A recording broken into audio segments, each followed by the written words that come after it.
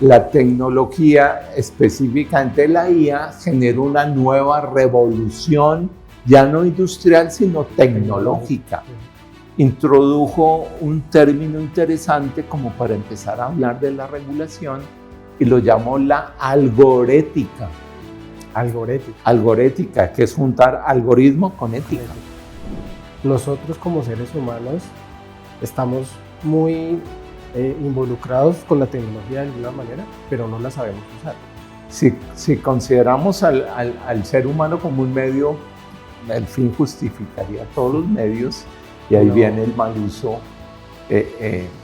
uso de la tecnología, lo que Papa Francisco llamaba la rapidación de la vida, que uno quiere todo instantáneo.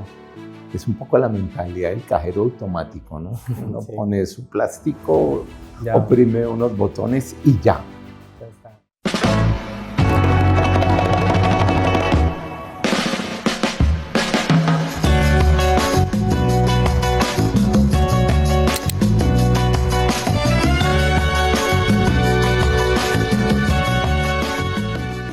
Hola, bienvenidos a un nuevo episodio de Minutos con el PESIS, el podcast del Parque Científico de Innovación Social de Uniminuto. Hoy nos encontramos con Hans Schuster, quien es filósofo, teólogo y antropólogo, más de 2 décadas, casi 3, trabajando no solamente en la obra Minuto de Dios, sino también en Uniminuto. Actualmente es el subdirector de investigación del Centro Rafael García Herreros. Hans, gracias por estar aquí y bienvenido a este espacio. Muchas gracias por la invitación. Bueno, Hans, hoy vamos a hablar de un tema que realmente lo hablábamos ahorita detrás de cámaras, y es que asumir de alguna u otra manera una posición o intentar hacer una posición regulatoria para todos los temas de la inteligencia artificial, y sobre todo relacionado a una organización como el Minuto de Dios, que tiene por una parte pues una doctrina religiosa, pero por otra parte una doctrina científica también. Estamos en un parque científico de innovación social. Es un reto, pero también es conocer cuál es esa visión. Específicamente vamos a hablar de la Magnificat Humanitas, esa carta encíclica del Santo Padre León XIV, que habla de un tema específico, y es la custodia de la persona humana en el tiempo de la inteligencia artificial. Así es. Contra todo lo que la prensa en general habla como si fuera una encíclica sobre la inteligencia artificial, esa no es la intención original. Está centrada en la persona y en el cuidado de la persona en el tiempo de la inteligencia artificial. Uno es hijo de su tiempo. Uno vive lo que le ha tocado vivir en el tiempo que le corresponde. A los antiguos, pues, ni siquiera soñaron todos estos adelantos tecnológicos porque eran hijos de su propio tiempo. Y nosotros hemos asistido a esta evolución de la tecnología y de manera muy rápida a este tema de la inteligencia artificial, que se ha ido desarrollando en los últimos años de una manera vertiginosa. Sí, y precisamente para entrar un poco más en materia, estamos en una era digitalizada, ¿sí? Se habla ya de una nueva revolución, ¿sí? Y en la encíclica se advierte precisamente lo que pronto ha empezado a tocar, y es un desarrollo tecnológico que pareciera no ser como neutral, en el sentido de que precisamente esa dignidad humana, esa justicia social, se ven un poco permeadas porque no es igual para todos. O sea, el conocimiento que pueda tener yo aquí en la ciudad no es el mismo que puede tener una persona que está en el campo, que no tiene las condiciones económicas a la accesibilidad al internet. Y eso obviamente es como esa discusión, o no tanto esa discusión, ese llamado que hace el Papa, pues que él lo hace, pero ya viene de otros jerarcas que han estado. El Papa Francisco también ha hablado un poco del tema, bueno, desde hace muchos años. Ahorita vamos a hablar un poco más de eso, pero yo aquí le quiero preguntar es, hablando del tema, digamos, de la justicia social, de esa necesidad de dignificar al ser humano a pesar de que haya esta evolución digital, ¿cómo asume o cómo lo ha visto usted que lo ha asumido el Minuto de Dios? Usted que hace parte, digamos, de ese centro de investigación del Padre Rafael García Herreros que digamos que ha sido la fuente de inspiración de toda la obra. ¿Cómo ve esa relación y cuál sería como esa premisa o el reto, digamos, que hay? Bueno, volviendo a retomar lo que dije hace un momento, como la evolución ha sido tan rápida, lo que Papa Francisco llamaba la rapidación de la vida, que uno quiere todo instantáneo, es un poco la mentalidad del cajero automático, ¿no? Uno sí. Pone su plástico, ya. Oprime unos botones y ya. Ya está. O cuando uno prende su PC, su portátil, y uno a veces ansiosamente dice que está demorando y son fracciones de segundo.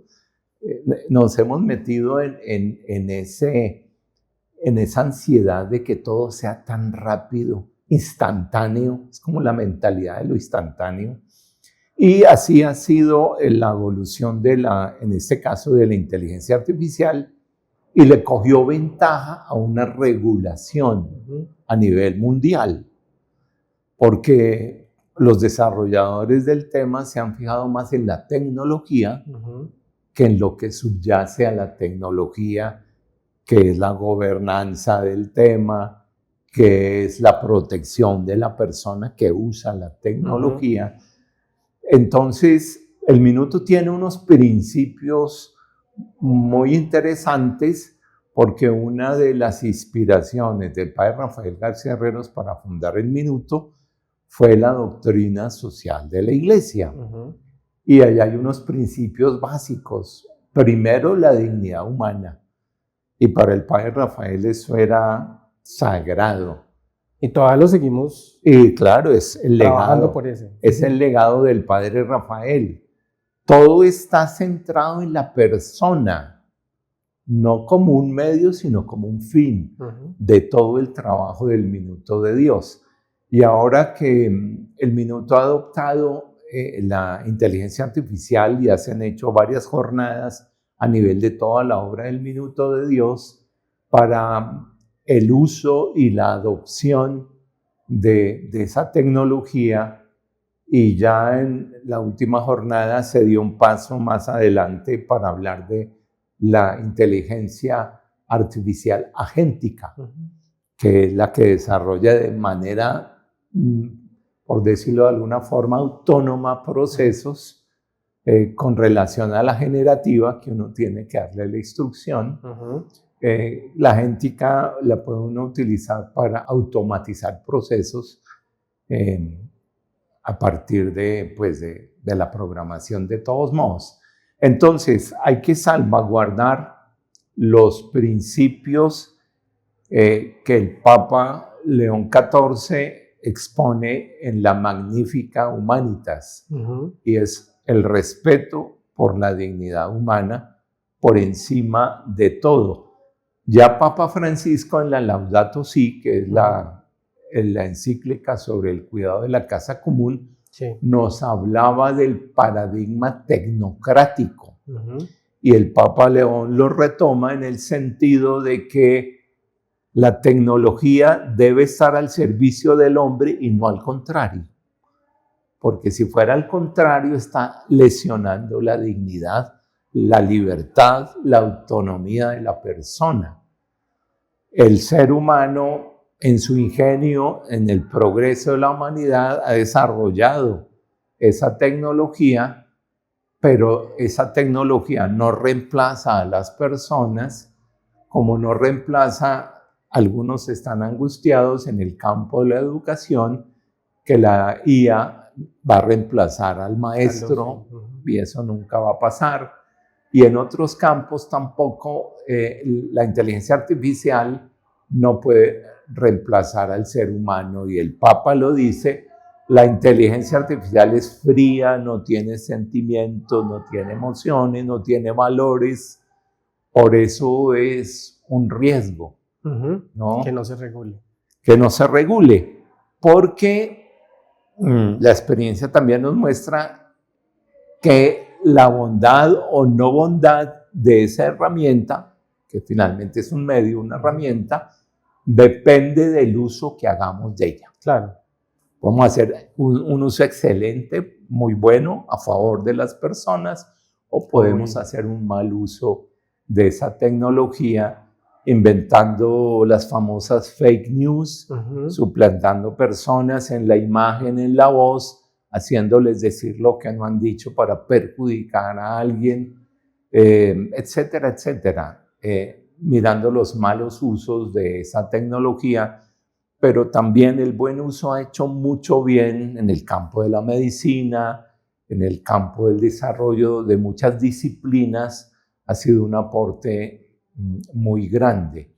Y uno de los beneficios en el uso que yo hago de esa tecnología es ganar tiempo, sí, ¿no? Porque los procesos, la inteligencia artificial los hace muy rápido. Y si uno se pone manualmente o artesanalmente a hacer esos procesos, le lleva más tiempo. Más tiempo, claro. Usted tocaba un tema, Hans, y es la doctrina social de la Iglesia, ¿sí? Que es donde de alguna u otra manera se inspira no solamente el Minuto de Dios, sino también de alguna manera el Papa León, sí, claro. Precisamente para abordar lo que ya ha manifestado. Pero voy a citar aquí puntualmente de la parte introductoria de la encíclica, que dice que ya en el año 1891, León XIII, ¿sí?, publicó una encíclica que se llama la Rerum Novarium, ¿sí?, y allí se expuso esa reflexión de la sociedad, de la economía y la política, que hoy llamamos doctrina social de la Iglesia, ¿sí? Y ¿por qué hago alusión a esa encíclica? Porque aquí estamos en un parque científico de innovación social, que es parte de una obra que es social, que es de base religiosa, o sea, lo que de pronto hablábamos al principio. Es decir, hablamos de doctrina social de la Iglesia en una organización donde también se entiende que la ciencia, la tecnología y la innovación hacen parte del desarrollo integral del humano, pero pues que hay que tener unos procesos, digamos, para que eso no vaya a permear lo que estábamos hablando. ¿Qué considera usted que es lo más significativo en materia de salvaguardar la justicia y contener esos efectos, digamos, como que distorsionan un poco ese poder tecnológico que tiene la inteligencia artificial? Por ejemplo, ya lo habló usted, nosotros tenemos acá en el Parque Científico de Innovación Social uno de los ejemplos en la obra, porque se construyó hace 15 años el parque, pero también, por ejemplo, estamos creando un centro de inteligencia artificial para la superación de la pobreza. Entonces, ese nombre ha sonado mucho aquí en la organización, sé que ya está en un proceso de construcción, pero creo que es importante, digamos, entender que estamos actuando como de alguna otra manera lo está proponiendo el Papa, ¿no? Yo veo eso en lo que leo, sí, y en lo que percibo aquí en la obra. A ver, le cuento, el Papa León XIII, al Papa León XIII le tocó la revolución industrial, de ahí nació la Rerum Novarum. Sí. En la Iglesia los documentos asumen el título de las dos primeras palabras con las que comienza el documento en latín. Ya. Rerum Novarum traduciría de las cosas nuevas. Okay. ¿Y por qué habla el Papa León XIII de las cosas nuevas? Porque acaban de inventar la máquina de vapor, que industrializó muchos procesos en la época, pero el Papa estaba preocupado que la máquina fuera a desplazar la mano de obra, generando un problema social. Además, en ese tiempo había una precariedad laboral, había una jornada intensísima de trabajo, trabajaban los niños, y el Papa estaba preocupado de todo eso. Entonces, por eso escribe la Rerum Novarum. Y el Papa León XIV, en honor de León XIII, asume el nombre, le suma un numerito por la sucesión y escribe Magnificat Humanitas, en el sentido de que la tecnología, específicamente la IA, genera una nueva revolución, ya no industrial, sino tecnológica. Entonces, por eso el Papa por un lado asume el nombre y por otro lado se aventura a hablar de eso. Así como el Papa León XIII en la Rerum Novarum también protege la dignidad del trabajador de su época, está preocupado porque la máquina a vapor, que luego la introdujeron en los telares y en otra serie de procesos industriales, iba a desplazar mucha mano de obra. También el Papa León XIV está preocupado del mal uso de la IA. Por eso en el texto hablan muchas veces de desarmar la IA, sí, porque se está utilizando, por ejemplo, en la guerra actual entre Rusia y Ucrania, y en otras latitudes. Y entonces, por eso está preocupado de que haya una legislación mundial sobre el tema. Y ya Papa Francisco, en un discurso en junio del año 2024, en una reunión del G7 que se dio en Italia, introdujo un término interesante como para empezar a hablar de la regulación y lo llamó la algorética. Algorética, que es juntar algoritmo con ética. O sea, propender por el buen uso de la tecnología, en este caso de la inteligencia artificial. Entonces, que era necesario usarla con ética y por eso se inventa el concepto algorética, ¿no? Y ha hecho carrera, hay muchos artículos al respecto y es el comienzo o la semilla de una regulación mundial sobre el tema. Y la Santa Sede ha propiciado unos encuentros mundiales basados en eso. Hubo otro encuentro en Roma, auspiciado por el Vaticano, es llamamiento por la ética, ¿no? En Roma. Toda la intención era salvaguardar la dignidad de la persona humana, porque la tecnología, como yo comentaba hace un momento, debe estar al servicio de las personas y no al contrario. Claro. Porque el ser humano es un fin, no es un medio, ¿no? Si consideramos al ser humano como un medio, el fin justificaría todos los medios y ahí viene el mal uso de la tecnología no para construir, no para beneficiar, sino por el contrario, para usarlo en la guerra, que sería destrucción, y para generar malestar, utilizando toda la potencialidad que la IA tiene para desprestigiar gobiernos, personas, líderes mundiales, por poner un ejemplo. Sí. Ahí hay una reflexión importante, tocó al final un tema de gobiernos y precisamente históricamente los gobiernos, digamos los procesos de innovación se podrían decir que en su mayoría provienen del gobierno, ¿sí? Se podría decir, sobre todo en otras épocas, pero tal vez con la inteligencia artificial y otros avances tecnológicos, porque no solamente es biomedicina, biotécnica, bueno, hay diferentes usos, digamos, de esta nueva era, son privados. Sí. Es decir, lo hacen las empresas privadas, multinacionales, vemos el billonario, trillonario ya, Elon Musk, que es uno de los más osados, por decirlo de alguna manera, en esas utopías, digamos, tecnológicas de la humanidad. Pero lo que voy aquí es con que de alguna otra manera se hace un poco más difícil para el Estado y por eso de pronto la regulación no ha sido tan fácil, ¿cierto? Pues de poder controlar el uso, porque finalmente el programador o la empresa pone a disposición la herramienta y ya el resto podemos de alguna otra manera adoptarla, pero además podemos modificarla de alguna manera. Y eso es donde entran otras cosas. La gente ya entonces entra a robar, a suplantar, a, no sé, a utilizarla de alguna otra manera.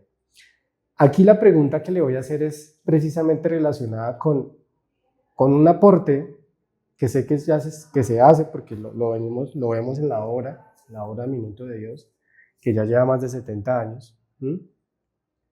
Pero ¿cómo hacemos para que esa innovación tecnológica, que es privada de alguna otra manera, pues le siga aportando al bien común? ¿Cómo podemos desde el Minuto de Dios seguir aportando, o si ya lo estamos haciendo, o si no lo estamos haciendo aún, cómo lo podemos seguir haciendo para que de alguna otra manera, sabiendo que, es decir, nosotros trabajamos con aliados que son tanto privados como públicos, es decir, con el Estado y con la empresa privada, pero muchas veces esa brecha pues también puede generar de alguna u otra manera desafíos, ¿no? ¿Cómo podemos seguir abordándola, sobre todo con todos esos cambios que se están dando ahorita? A mí me parece que, apelando al legado del fundador, del padre Rafael, debemos volver a los principios de la doctrina social de la Iglesia. Especialmente, por ahora se me ocurren porque son aplicables a lo que estamos hablando, dos. Uno, la dignidad humana, y el segundo, el bien común, que son principios clásicos de la doctrina social. Si todo lo que hacemos es para beneficio de las personas, estamos salvaguardando y haciendo un buen uso de la tecnología. Y si pensamos en el bien común, también estamos protegiendo la dignidad de las personas, ¿no? El centro del foco sería como la dignidad de la persona, considerada de manera individual para propiciar su desarrollo integral.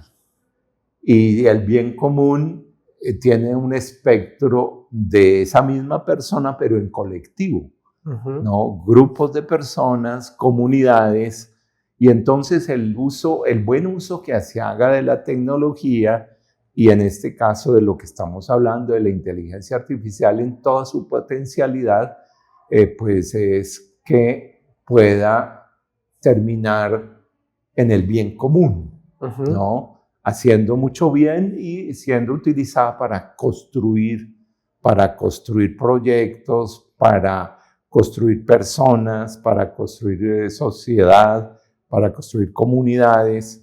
En la medida en que seamos respetuosos de esos principios, o que los principios iluminen el uso, vamos bien. El problema está en los intereses que los que están desarrollando la IA tengan, las agendas ocultas, ¿no? Y pareciera que el mayor interés de estas compañías es el lucro. Y cuando el lucro es el interés mayor, no hay bien común posible, porque ellos quieren enriquecerse a toda costa. Y así como el tráfico de armas es una de las industrias que más excedentes dan a los traficantes, el uso de la IA para la guerra, para la destrucción, está en ese mismo nivel, ¿no? Y así como trafican armas, se puede traficar la IA para destruir, para meterla en la guerra y hacer procesos automatizados y pues todas las implicaciones que eso pueda tener. Entonces, cuando se olvida la dignidad de la persona y cuando no se tiene en el horizonte el bien común, es peligroso que el uso de la IA termine siendo positivo. Es bien probable que ese riesgo que se corre termine en haciendo un mal uso de la tecnología. Claro. Hans, en el capítulo 3 de la encíclica de la Magnificat Humanita, ya lo había tocado usted un poquito, pero vamos a tocarlo un poquito más de fondo, y es que él habla precisamente de Laudato Si en la encíclica del Papa Francisco, donde se refería a ese afianzamiento, crecimiento del paradigma tecnocrático, ¿sí? Yo quiero que usted nos explique un poquito más, primero el paradigma, porque es muy interesante entenderlo a la luz de la evolución que ha tenido y de cómo ha permitido de alguna otra manera que lo que estamos tal vez viendo ahora pues se está como cumpliendo, ¿no? Entonces, ¿cuál es como esa visión Es decir, la humanidad, primero, ¿qué es el paradigma tecnocrático? Y segundo, ¿cree que la humanidad está preparada para utilizar este nuevo poder, digamos, que tiene con acierto? Bueno, el paradigma tecnocrático que empezó a hablarlo el Papa Francisco en la Laudato Si y que retoma León XIV en Magnificat Humanitas se puede explicar de la siguiente manera. En muchas compañías y en muchos procesos contemporáneos pareciera que el predominio de la tecnología estuviera eclipsando la dignidad humana. Porque el fin es el lucro. Claro. Pensemos en una productora de automóviles. Sin ir más lejos, cualquiera de estas productoras chinas o coreanas de los carros eléctricos, creo que una planta enorme debe tener 2 o 3 seres humanos. El resto son robots que están programados gracias a la IA y hacen sus procesos. Y para el dueño de la empresa es una ventaja enorme porque no se enferman, no hay que pagar seguridad social. No piden permiso. No piden permiso, sí. Están ahí siempre. Entonces, eso va configurando el paradigma tecnocrático. O sea, la tecnología por encima de las personas, porque genera lucro, por lo que acabamos de decir. Una persona, un obrero normal en una empresa colombiana se puede enfermar, se puede incapacitar 2, 3 días, tener un accidente de trabajo. Con el uso de la tecnología se incrementa la producción. Ya casi el ser humano no figura en la nómina porque todo se hace a través de robots, de tecnología. Ese es el paradigma tecnocrático. Entonces, apenas se puso de moda la IA, ustedes se acuerdan en la prensa, y todavía hay rezagos de eso, cómo van a despedir N.000 empleados en una empresa por reemplazarlos por una IA agéntica, que es la que tiene procesos ya automatizados, agiliza los procesos, no pide permisos, no se enferma, no se incapacita. Claro. Y entonces están tendiendo las empresas a usar ese paradigma tecnocrático. Y tanto Papa Francisco como Papa León, sin satanizar la tecnología, porque la Iglesia está a favor de la tecnología cuando es bien usada. No está satanizando la tecnología como algunas personas quisieran hacer parecer, sino salvaguardando la dignidad de cada individuo en la relación trabajo-personas y el bien común. Entonces, el paradigma tecnocrático es cuando ponemos la tecnología por encima de las personas, sí, tanto en el desarrollo de su trabajo, porque cuando uno trabaja está, antropológicamente hablando, está colaborando con el desarrollo del ambiente, y desde el punto de vista religioso está uno colaborando con la creación, está co-creando, ¿no es cierto? Y eso no se puede perder, además, porque el paradigma tecnocrático solo privilegia de pronto una dimensión de la persona por encima de otras, y el ser humano es multidimensional y es integral, ¿no? Entonces no se puede privilegiar una dimensión por encima de otra porque estaríamos deformando la multidimensionalidad de la persona, que claro, tiene muchas dimensiones. Entonces, paradigma tecnocrático es poner la tecnología con ánimo de lucro por encima de las personas, ¿no? Y por eso el Papa, les decía hace un momento, el Papa Francisco estaba preocupado de eso y el Papa León también, y es en el sentido de que la tecnología, en este caso la inteligencia artificial, sea usada con ética. Por eso mencionaba yo la algorética, porque dice Papa León en esta encíclica que la inteligencia artificial no puede tomar decisiones en lugar de las personas, Sí, claro. por más programadas que estén, porque si hay algo puramente humano es el uso de la libertad, y en el uso de la libertad lo puramente humano es tomar decisiones. Ahí le voy a hacer una pregunta, se me adelantó, pero precisamente la humanidad está preparada para un ejercicio de discernimiento moral y ético, bueno, moral, espiritual y ético frente a la IA. Precisamente lo acaba de decir. Yo creo que no, por dos razones. Primera, porque es que el desarrollo de esto ha sido tan rápido que le cogió ventaja a la tecnología a la reflexión sobre la tecnología, ¿no es cierto? Pero hay intentos, hay preocupación al respecto, y también yo creo que falta formación ética, porque estamos en una cultura consumista, en un capitalismo salvaje, que todo vale. Y entonces ahí como todo que no entra la ética, que es tomar decisiones en beneficio de el bien común. No se está reflexionando. No se está, por un lado, no se reflexiona, y por otro lado, nuestra cultura no es una cultura de valores.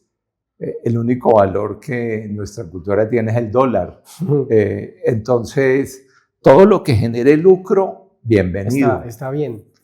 Pero pensar en la humanidad, pensar en las personas, pensar en el bien común, pensar en el buen uso de la tecnología, más bien poco nuestra cultura en general, ¿no? Entonces, por eso la necesidad de ponerle alma a la tecnología. Sí, eso es una reflexión bastante aterrizada, digamos, porque antes de que se pusiera como de moda la inteligencia artificial, uno veía, por ejemplo, WhatsApp. Bueno, lo sigue viendo, pero voy a las cadenas de WhatsApp, ¿sí? Nosotros acá hemos tenido unos diálogos interesantes en el podcast con otros invitados que hablan temas pues parecidos, y todos han llegado como a unas conclusiones, y es que nosotros como seres humanos estamos muy involucrados con la tecnología de alguna manera, pero no la sabemos usar. Y a veces cuando nos quieren enseñar a usarla, no lo permitimos. Nos da rabia. Entonces, porque nos dicen, pero ¿usted cómo va a compartir ese mensaje que tiene 1000 veces? ¿Sí? No sé si, por ejemplo, el viernes que jugó Colombia acá en el Mundial, el padre de Diego se volvió tendencia, sin salir ni siquiera en la televisión. Sí, pero se volvió tendencia, ¿por qué? Porque todo el mundo empezó a sacar videos de el sacerdote ganés que fue famoso en el Mundial, sí. O el brujo, exacto, y entonces era que la pelea... El contraste con el padre. Exacto, pues para nosotros como cultura está chévere y uno va y lo simpático. Sí, ¿cierto?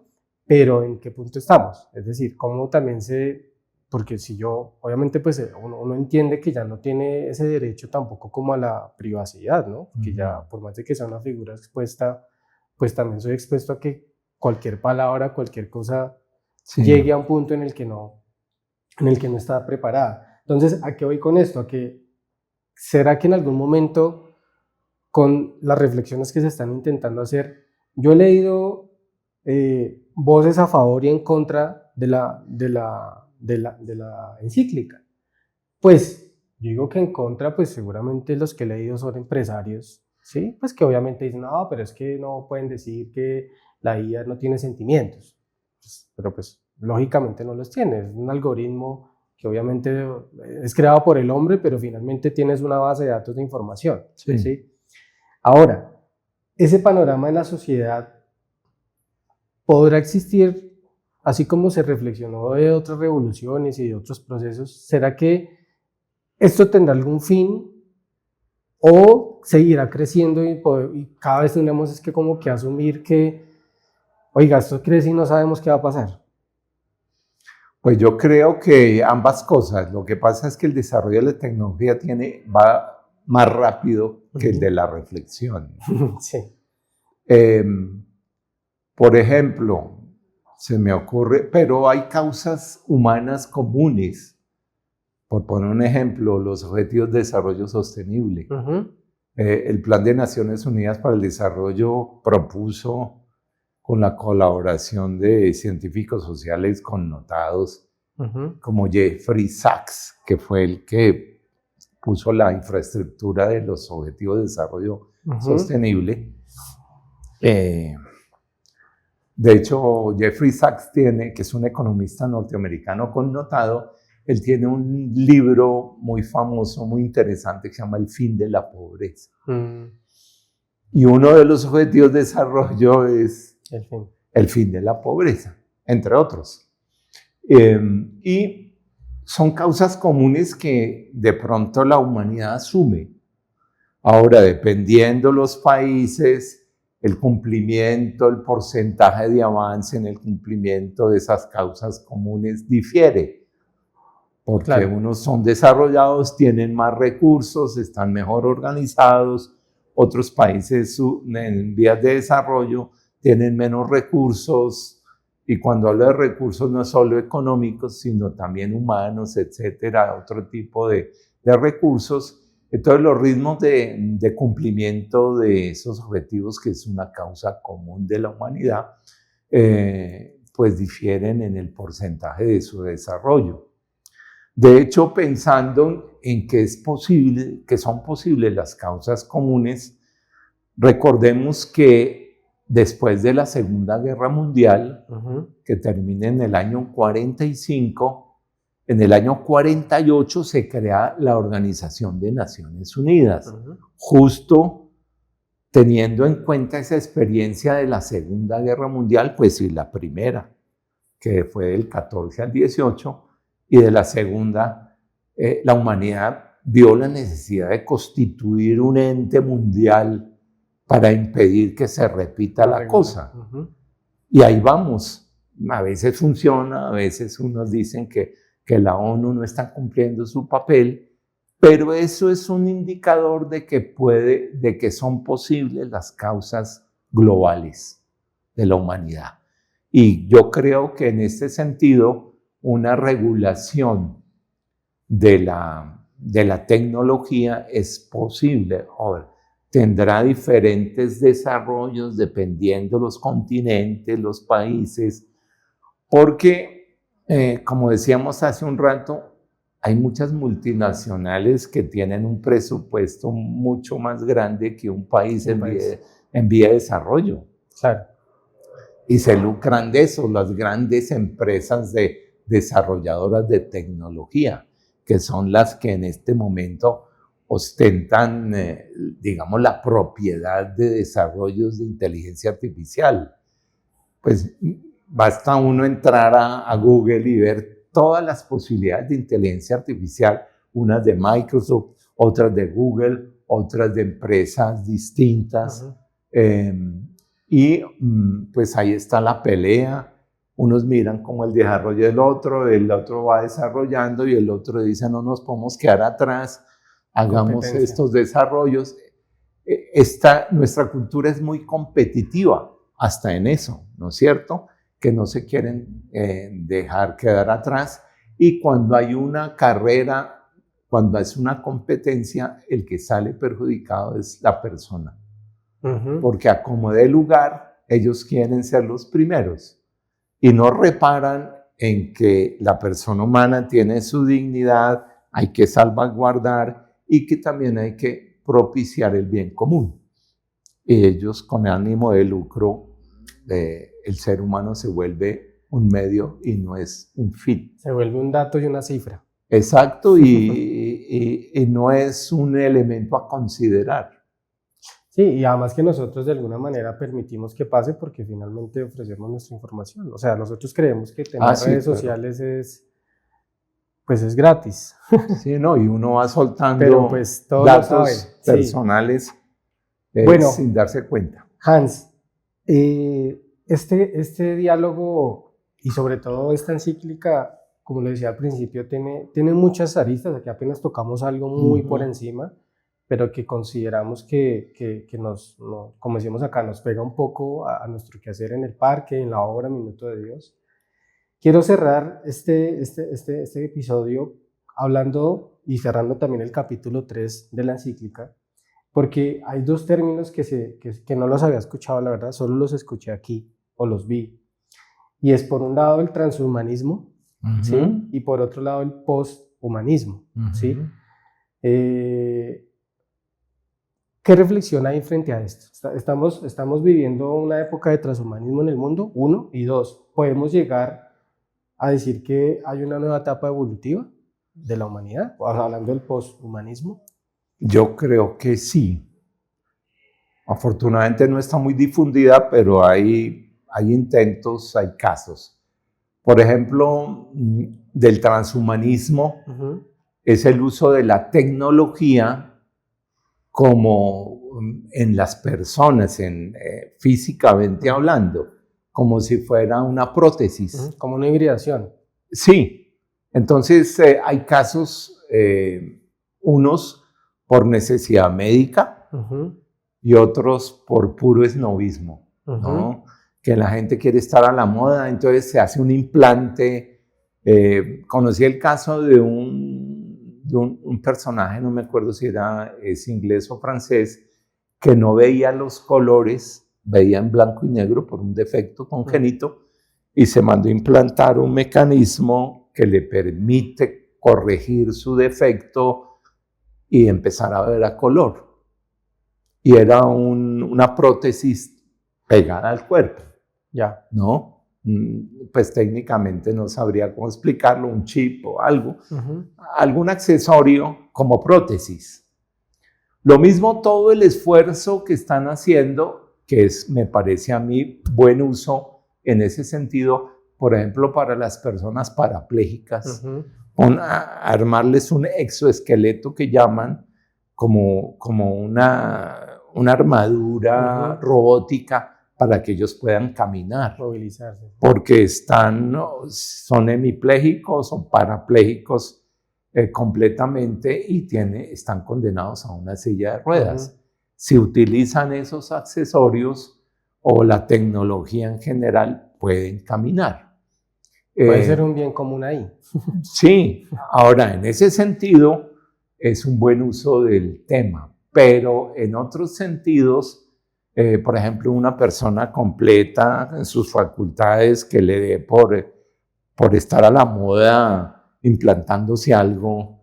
Un dedo más, una mano más. Eso, o en la piel integrar un celular, una pantalla, pues eso ya es como una perversión de la naturaleza humana normal. Sí, claro. Eso es el transhumanismo en general, ¿no? O sea, trascender la naturaleza con la que venimos a este mundo con la tecnología. Claro. Incorporar la tecnología en nuestra naturaleza. Pero mientras haya el tema económico por encima y una exposición hablamos así de redes sociales donde se puede ver eso, pues seguramente va a haber clientes. Claro, que se antojan. Sí, y que quieren estar ahí en esa moda. Y que tienen con qué pagarla. Exacto.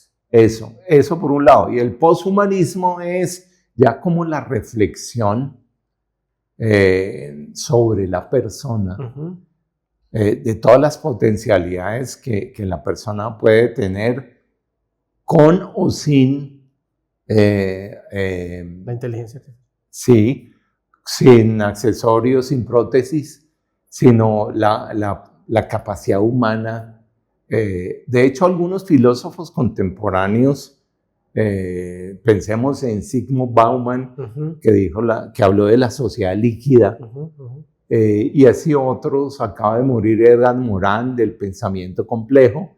Ellos han hecho como un intento de transhumanismos positivos en el sentido de reflexionar sobre la potencialidad que tiene el ser humano de trascender circunstancias que en otros tiempos nadie había pensado, de la potencialidad de las dimensiones de la persona.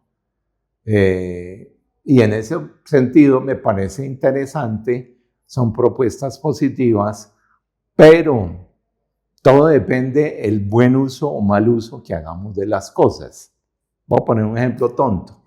Yo puedo tener un revólver y dejarlo en una vitrina, como soy coleccionista, o puedo coger ese revólver y dispararle a alguien. Claro. Entonces, todo depende del uso que yo haga, ¿no? Y ahí está la ética y la moral del cuento. Entonces, de todos modos hay que tener cuidado tanto en el transhumanismo como en el poshumanismo, porque finalmente venimos a este mundo con lo que tenemos, positivos si potenciamos posibilidades, negativos si usamos esas potencialidades o por moda o mal usadas o para hacer el mal. Pero si el uso que hagamos nos construye como personas, nos planifica como seres humanos, nos potencia, pues bienvenido sea.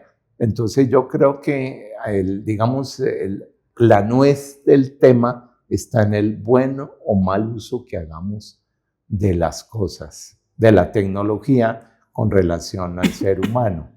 Y no solo pensar en el individuo, sino en colectivo, ¿no? En el bien común. Hay una cantidad de desarrollos tecnológicos que han hecho mucho bien a muchas comunidades. Pensemos en la posibilidad de potabilizar agua. En algunos lugares donde el agua es escasa, la tecnología ha hecho posible que se pueda desalinizar el agua del mar y hacerla potable para muchas comunidades que no tienen agua. Pensemos en La Guajira, que ellos están cerca al mar y pero entonces y sufren de sed, porque eso es desértico. Entonces, ahí faltaría la voluntad política de un Estado, de un gobierno, de proporcionar la tecnología para beneficio común, claro, para el bien común, ¿no? Y una tecnología para el bien común, que no sea un particular que venda la tecnología o que solo use la tecnología si la gente paga para que le potabilicen el agua, porque son comunidades pobres, nunca estarían llegando a poder pagar ese servicio. Sí, ahí para finalizar creo que la importancia es, uno, como seres humanos entender que estamos en una época que obviamente ya está avanzando a una velocidad muy rápida, que debemos de alguna otra manera adoptarla de la mejor manera posible, pensando no solamente en un bien propio, sino pues en que sea integral, que sea sostenible también. Y tal vez motivar al Estado, ¿sí? Para que, por más de que ese poder económico que pueden tener las industrias, pues no supere en la intención pública. Es decir, que lo que acabamos de decir, que la política pública frente a la inteligencia artificial, sea en este país o en el mundo, porque creo que el paso lo tienen que ir dando los países, ¿no? Finalmente no habrá una super ley, pues, que nos pueda superar, o sea, que nos pueda dominar a todos. Seguramente se irá dando en el momento en el que sea ya, ojalá no sea como una hecatombe, sino que sea realmente en un momento en el que se pueda prevenir cosas. Gracias, Hans, primero por darnos su conocimiento, sus opiniones, muy válidas pues, para entender un poco esta magnífica Humanitas. Creo que es un documento bastante interesante que podemos seguir ondeando, porque si lo hacemos como independientemente de una religión, yo no lo veo como una religión, lo veo como una reflexión de una persona humana, ¿sí? Que trabaja con un equipo, que también reflexiona y que propone unas situaciones. No es nuevo que la Iglesia Católica de alguna otra manera tenga desde su historia, digamos, la necesidad, digamos, de implementar regulaciones y demás para precisamente la humanidad. Entonces, muchas gracias por haber estado en ese espacio y por darnos un poco de contexto pues para entender. Con mucho gusto, y una última reflexión. El padre Rafael García Herreros en varios textos dice que todo tiene una función social. Lo que somos, lo que tenemos, lo que sabemos, toca ponerlo al servicio de los demás. Que nadie se quede sin servir. Exactamente. A ustedes, muchas gracias por escucharnos en este nuevo episodio. Recuerden seguirnos en nuestras redes sociales, @Parque Científico de Innovación Social. Hasta un próximo episodio.